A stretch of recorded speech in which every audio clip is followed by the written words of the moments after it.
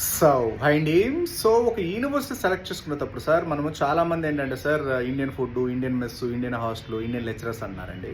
ఎప్పుడు కూడా ఇలా సెలెక్ట్ చేసుకోవద్దండి. ఎందుకంటే రేపు మీరు నెక్స్ట్ ఎగ్జామ్ క్రాక్ చేయాలన్నా, యూఎస్ఎంఎల్ఈ క్రాక్ చేయాలన్నా, మెడికల్ ఫిజిక్స్ ఎక్కడికి వెళ్ళాలన్నా మీకు మంచి క్వాలిటీ ఆఫ్ ఎడ్యుకేషన్ ఉండాలి. అసలు ఆ యూనివర్సిటీ స్టాండర్డ్స్ ఏంటి? అది గవర్నమెంట్ యూనివర్సిటీయా, ప్రైవేట్ యూనివర్సిటీయా, నేషనల్ యూనివర్సిటీయా, ఇంటర్నేషనల్ యూనివర్సిటీయా, రీసెర్చ్ యూనివర్సిటీయా, నార్మల్ యూనివర్సిటీయా? అసలు ఎన్ని సంవత్సరాలు ఎంబీబీఎస్, అది developed country, under developed country ఉంటుంది, ఎక్కడుంది అసలు ఆ సిచ్యువేషన్ ఆఫ్ ద స్టేట్? అంటే అది ఏ కంట్రీలో ఉంది, దాని స్టాండర్డ్స్ ఏంటి?